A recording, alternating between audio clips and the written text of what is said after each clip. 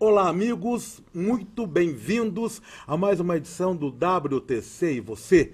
WTC e Você, que é uma produção conjunta da World Trade Coaching e da TV Guarulhos, sempre trazendo assuntos de grande relevância nas suas noites de terça-feira. Lembrando sempre que o programa também é reprisado nos domingos às 9h30 da manhã. E hoje, você sabe que aqui no WTC nós abordamos os temas assim, pela ótica do coach, naquele local onde nós estamos e aquele local onde nós almejamos estar, né? Onde nós merecemos estar, né? E hoje nós vamos falar sobre um assunto de grande importância para todos nós, que é a filosofia. Mais do que a filosofia, nós vamos falar sobre ética. E para falar sobre esses temas, nós estamos recebendo aqui o nosso amigo filósofo Samuel Sabino. Tudo bem, Samuel? Tudo bem, tudo bom. Samuel, conta para nós como é essa sua formação na área da filosofia e os programas que você tem desenvolvido, o fórum, né? Você está com um fórum, é isso? Isso. Um fórum não, são vários fóruns, como é que funciona? Vários. Bom, primeiramente eu tive uma oportunidade de me formar em filosofia, fiz a graduação, depois nós fizemos um mestrado em bioética, que é um ramo da filosofia, né? Bioética é uma palavra, é um hibridismo que junta vida com ética. E depois, por último, nós fizemos também um MBA em gestão de negócios. Aí depois eu vou dizer por que eu fiz esse MBA. Bom, no meio da faculdade, ali nos 15 anos que a gente ficou transitando, eu percebi que existia uma importância do discurso da ética que tivesse que transcender além da própria academia. Então, quem está dentro da academia está ali a fim de falar sobre esse assunto.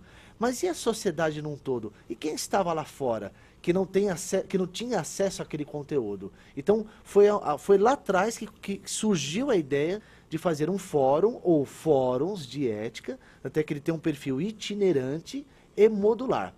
Itinerante, porque ele acontecerá em diversas regiões.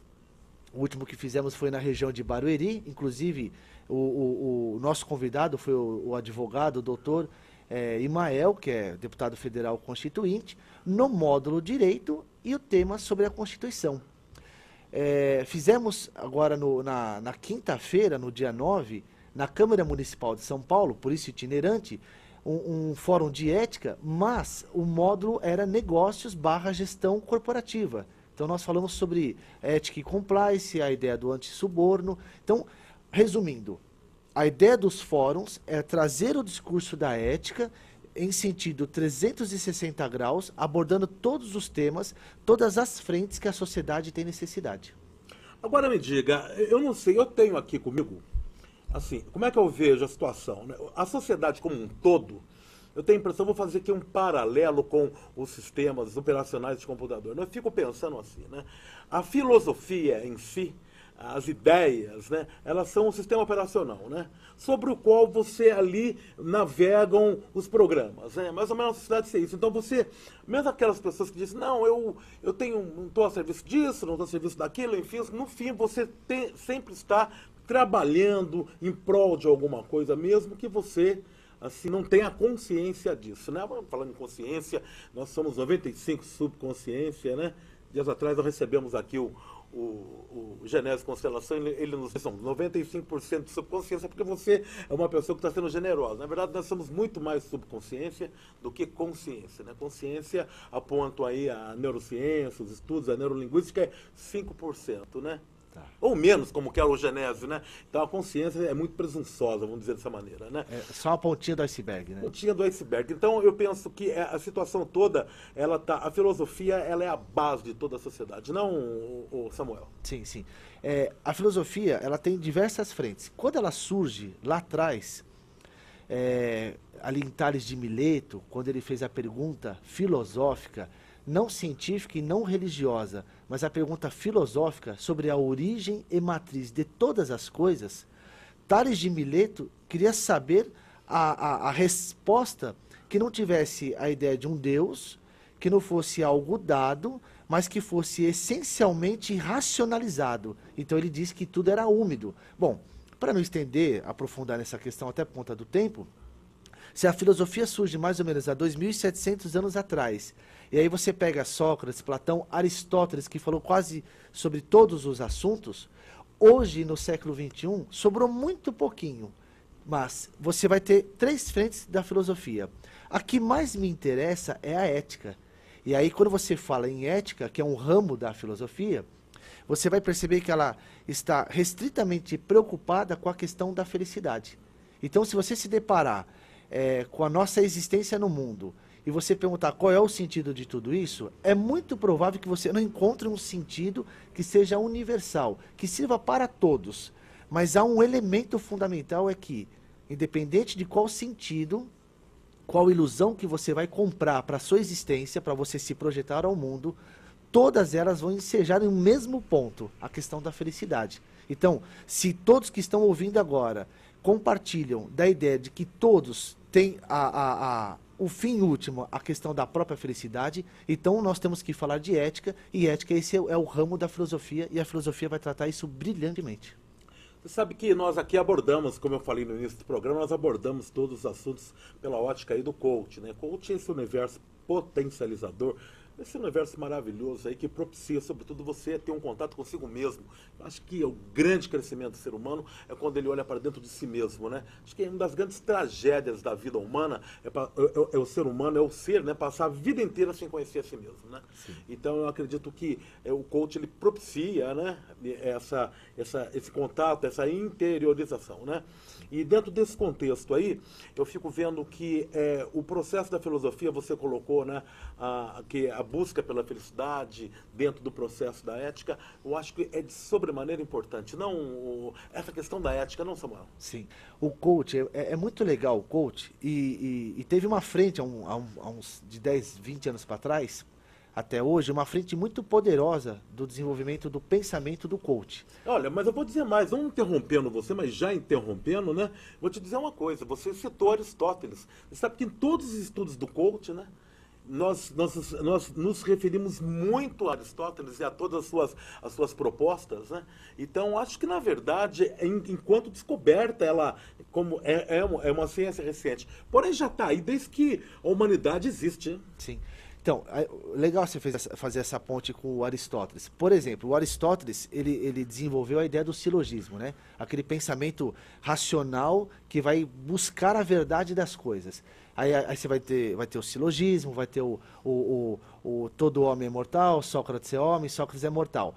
Essa racionalização do entendimento do mundo, se você levar ele para o coach, por exemplo, no século XXI, você vai ter uma ferramenta como análise SWOT, que também é aplicada ao coach, que é interessantíssimo.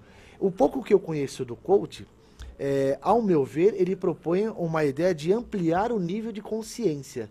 E aí você tem ferramentas racionais, né? Ferramentas racionalizadas, como, por exemplo, a análise SWOT, que vai ampliar o seu nível de consciência do seu mundo para o mundo. Então, o coach, nesse sentido, o coach é muito interessante. E se você pensar e perguntar assim, para que uma análise SWOT? Né? Simplesmente para você analisar oportunidades e ameaças, forças e fraquezas, para você tratar a questão da felicidade. Queria que você explicasse aqui para os nossos telespectadores aqui, para os nossos amigos aqui da família WTC, o que é essa análise SWOT, para deixar mais esclarecido, né? Tá, perfeito. Eu gosto muito da análise SWOT, porque quando você vai interiorizando esse pensamento, ao ponto de ele ficar intuitivo, quando você está no mundo e refletindo sobre as questões que se apresenta, análise SWOT é o quê? Você tem o macroambiente e o microambiente. O macroambiente é tudo o que acontece fora do estúdio. Então você tem oportunidades e ameaças. E o mundo demanda essas duas frentes. O microambiente é tudo o que acontece aqui dentro. Então você tem forças e fraquezas. Então, se o fim último, por exemplo, desse programa é levar ele até o fim de forma feliz para nós dois, nós temos que entender que a nossa força é os equipamentos, é o som de qualidade, mas nós temos uma fraqueza que, de repente, pode ser que a câmera 2 ela pare de funcionar. É o risco. As ameaças e as oportunidades diz o seguinte, a oportunidade é, se fizermos um bom conteúdo, lá fora gerará uma oportunidade das pessoas assistirem e gerar autoridade sobre o nosso nome. Mas a ameaça é se pessoas lá fora que assistirem depois não gostar do conteúdo e não tiver mais a audiência que você tanto busca. Então, se você parar para pensar, oportunidades e ameaças estão lá fora e elas estão transitando entre o positivo e o negativo. E aqui dentro, forças e fraquezas entre o positivo e o negativo. A análise SWOT também é muito interessante levar na política. Mas a análise SWOT, ela seria exatamente isso. A análise dessas forças e dessas fraquezas. Dentro. Nós temos forças e fraquezas. Certo. E nós temos ameaças e oportunidades lá fora. E ameaças e oportunidades no mundo mais externo. Seria isso? O mundo externo, isso. Entendi. O que nós buscamos? Buscamos oportunidades para nos tornarmos mais fortes. Só que no meio do caminho, aí você tem uma outra questão que é legal levar para o coach, que a filosofia nos alimenta com essa reflexão, que é, por exemplo, algo que acontece dentro do ambiente corporativo, que é a gestão de risco. Então, ao meu ver, a gestão de risco também é uma outra grande sacada, que é fruto da razão, e a filosofia vai tratar essas questões, não diretamente, mas indiretamente ela está lá dando subsídios, que é, na gestão de risco, você tem, por exemplo, o ativo. Qual que é o ativo aqui? É todos os aparelhos que estão aqui dentro. Esse ativo, se você levar pela perspectiva da força, é um ativo de boa qualidade, ele vai trazer uma boa imagem. Mas se você tiver uma das câmeras, por exemplo, que não tenha uma boa qualidade, que é uma marca inferior, é uma fraqueza. Na gestão de risco, isso pode comprometer o ativo do programa, que é a filmagem, né? A imagem final. Então, qual que é a oportunidade? Poderíamos buscar patrocinadores para investir em novos equipamentos. Mas nós temos as ameaças, que pode ser que um deles não queira investir, ou, por exemplo, o próprio ladrão que pode entrar à noite e levar algum dos aparelhos. Então, a gestão de risco, ela é o centro da questão, porque eu preciso preservar o ativo, mas eu tenho que lembrar que todo ativo tem esferas, tem uma esfera que o protege, mas não há uma esfera inviolável. Ele tem que ter um canal de entrada. O canal de entrada que entra a oportunidade me deixa forte, mas o mesmo canal de entrada pode vir uma ameaça e me deixar fraco. Mas deixa eu te perguntar uma coisa aqui, Samuel. Foi interessante você tocar nesse assunto. Você está colocando a situação de uma maneira que a gestão de risco, talvez eu esteja entendendo de forma... Enfim, vamos... A gestão de risco, ela se dá quando acontece uma situação. Uma situação, por exemplo, dentro de uma campanha política. Nós estamos em plena campanha política, né? Muitas ameaças estão no ar. Nós temos, inclusive, aí a questão das fake news e tudo mais, né? Ameaças, tá? Ótimo. Então, o que acontece? Eu vou me sentar com a minha equipe. Se eu tiver a denúncia de que alguém fraudou alguma coisa, ou de que alguém fraudou um currículo, se apresentou de uma maneira diferente, como é que isso se daria, essa gestão de risco? Ou a situação como você está colocando, eu já deveria anteriormente ter previsto uma possibilidade dessa e já ter uma equipe de gestão de risco que, a partir do momento que acontecesse, eu acionasse. Isso.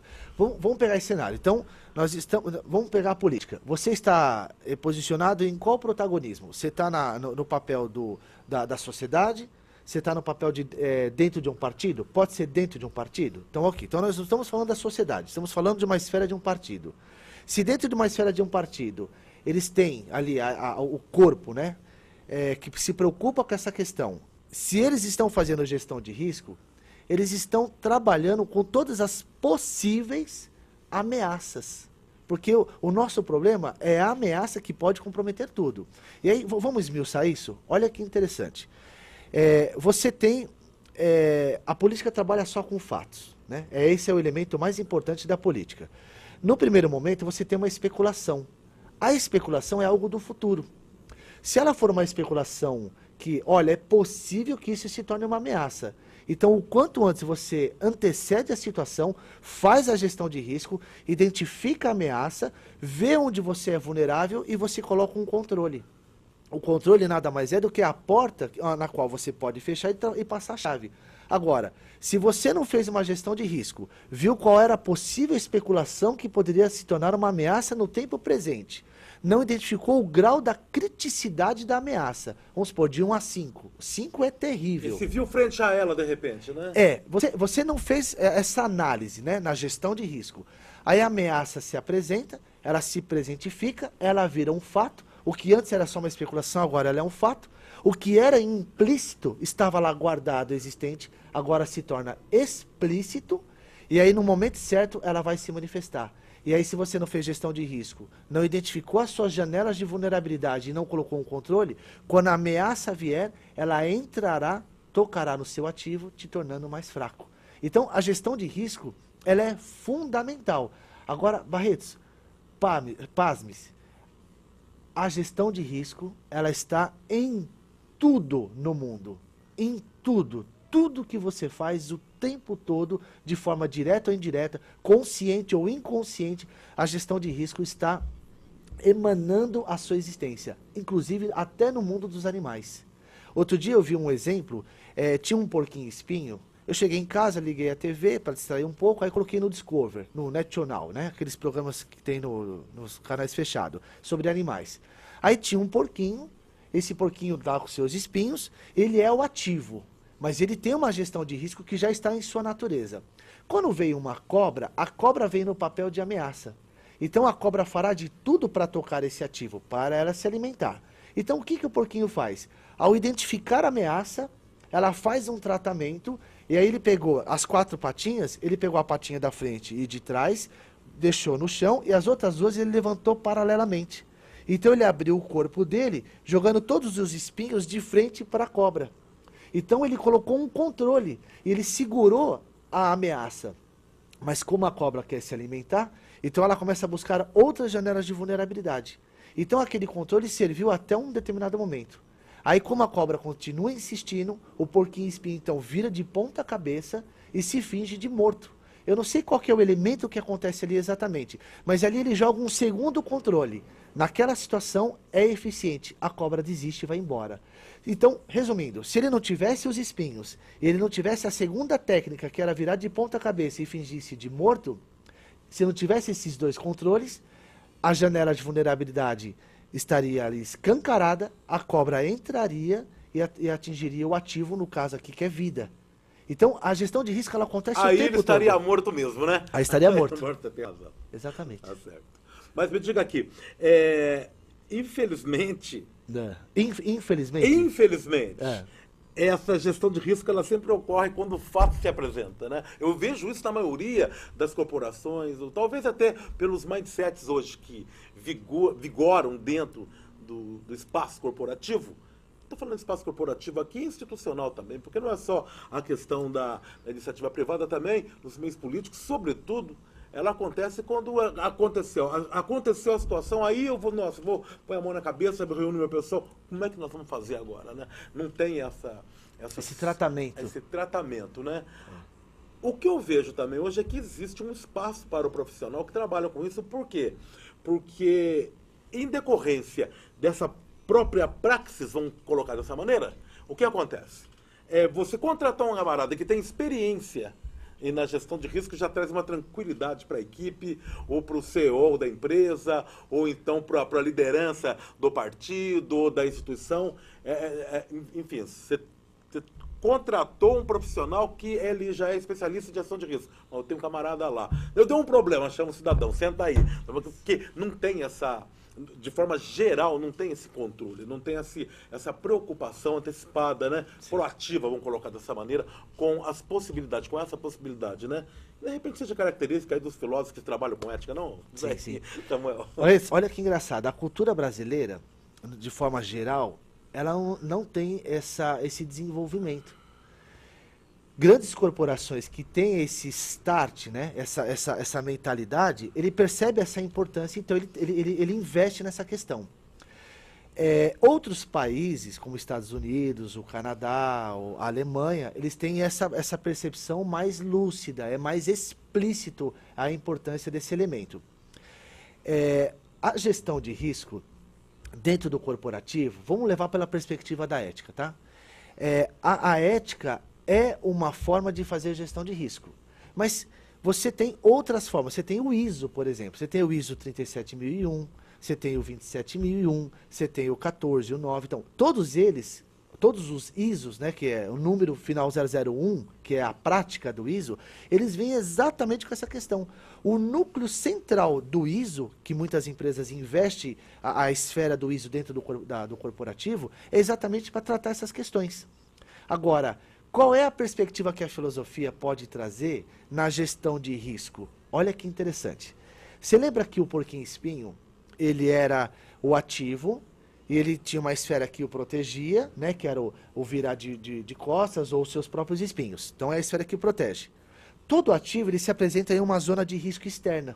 Então, eu estou aqui, a zona de risco externa está lá fora. Sim. A zona de risco externa demandará um antagonista chamado ameaça. Eu que sou o protagonista. Ok. O que acontece dentro do corporativo pela perspectiva do ISO, filosofia e ética? Olha que interessante.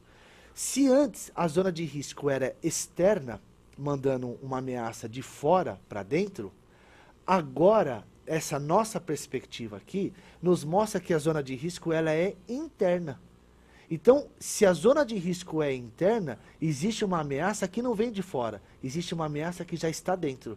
Aí você me pergunta, mas como que pode ser uma zona de risco interna? Quem é esse personagem? O próprio funcionário da empresa, ou até mesmo o CEO da empresa.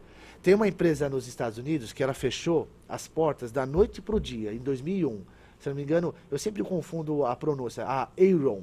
Era uma empresa 7ª maior dos Estados Unidos, faturamento bilionário, com 21 mil funcionários. Houve um escândalo de corrupção, de suborno, fraude, um monte de coisa. Quando veio à tona, o CEO da empresa chegou até a se suicidar. E a empresa deixou de existir literalmente. O fundo de pensão desses funcionários, os 21 mil, foi a zero. Quer dizer, essas pessoas ficaram desempregadas e sem a suposta aposentadoria quando viesse o momento certo. Então, você percebe que os concorrentes rivais eram uma ameaça, zona de risco externa. O cliente que fica insatisfeito, zona de risco externa. Mas o funcionário que incorpora a identidade da empresa, ele também é uma ameaça, sobretudo quando a sua conduta, que também é um ativo, se não o mais importante, ele é de baixo valor agregado. Então, resumindo tudo, se a minha conduta é de baixo valor agregado dentro do corporativo, eu abrirei janelas de vulnerabilidade que até então não existia e, paradoxalmente, depois que eu abro a janela de vulnerabilidade, eu mesmo me torno a própria ameaça, como foi o CEO dessa empresa. A conduta dele era um ativo da empresa, ele abriu janelas de vulnerabilidade porque suas condutas eram de baixo valor agregado e ele mesmo se torna ameaça para a empresa. A empresa deixou de existir. Eu acho impressionante todo esse relato aí e, por um outro lado, eu vejo uma aplicação totalmente prática da questão da filosofia, da ética no contexto corporativo, não? Sim e não. Você tem algumas consultorias, você sabe de consultorias nessas esferas, porque a gente tem hoje, por exemplo, o mundo corporativo está trabalhando muito com a psicologia administrativa, com a psicologia de negócios, a psicologia positiva, que é uma das bases do coaching, inclusive, e tudo mais. Mas dentro da esfera da filosofia, da ética, a ética eu acredito que ela tem que ser desenvolvida e implantada em todos os setores da vida humana, né? No nosso dia a dia, no nosso trato com a família, com os amigos, com o nosso entorno, no nosso trabalho, enfim, a ética ela é de sobremaneira soberana, né? Se não tiver ética, nós não vamos ter, eu acho que nós perdemos a própria dignidade, né? Vejo dessa maneira. Perfeito. Mas, enfim, o que ocorre é assim, dentro do espaço corporativo, ou mesmo do espaço institucionalizado aí, a política e tudo mais, você tem essa informação de alguma assessoria, de alguma consultoria sendo prestada pela ótica da filosofia nesse espaço? Sim. Você tem um número bem pequenininho, que inclusive eles são os POPs, né? Eles estão aí na mídia, como o Cortella, o Karnal, o Clóvis, são pessoas super inteligentes, são filósofos e trazem o discurso da ética. Mas o mercado no Brasil é muito grande, então tem espaço para outras frentes também contribuir, como eles vêm contribuindo, cada um no seu estilo, cada um no seu modo, né? Ok. Não é o momento aqui, também eu não vim exatamente para falar disso, mas eu tenho também uma empresa de consultoria de ética, né? Então, quem quiser num outro momento, me procura, vai entender o que eu proponho. Mas, fundamentalmente, a ideia é essa, é levar o discurso da ética pela filosofia, mas não só filosofando, não só como uma vitrine, uma perfumaria. O meu grande desafio é levar a filosofia para além dos portões da academia. Porque se eu chegar aqui e falar de Immanuel Kant, fundamentação da metafísica dos costumes, é maravilhoso, mas não é prático, porque leva muito tempo e é muito abstrato. E aí quando você leva, por exemplo, o universo da ISO para conversar com a filosofia e a ética, você chega nessa linguagem que eu acabei de falar. Você tem a gestão de risco, você tem a análise SWOT, e aí no meio disso você tem o ativo de conduta, que pode ser de alto ou de baixo valor agregado. Aí você me provoca e fala assim, Samuel, tudo bem, eu já entendi a importância disso, mas e na prática? Como é que a gente vai resolver isso? Então, o primeiro ponto é o seguinte, nós precisamos gerar valor agregado na conduta das pessoas. E aí, nesse momento, a ética vem e te explica, olha, tem pessoas que têm condutas e elas não tinham entendimento, faziam coisas inapropriadas. Você tem o segundo personagem, ele tem entendimento, mas mesmo assim ele faz coisas inapropriadas. Como, por exemplo, essa empresa construtora que tinha um setor chamado anti-compliance. Quer dizer, se o compliance tem a finalidade legal e é uma gestão de risco para tratar essas ameaças, e você tem um setor dentro dessa empresa chamado anti-compliance, então significa que os caras sabiam muito bem o que estavam fazendo. Eles tinham entendimento, mas só o mero entendimento não é o suficiente. E qual seria a terceira possibilidade? Nos esclarecermos. Aí você me pergunta, mas o que é se esclarecer com a ética? É se sensibilizar.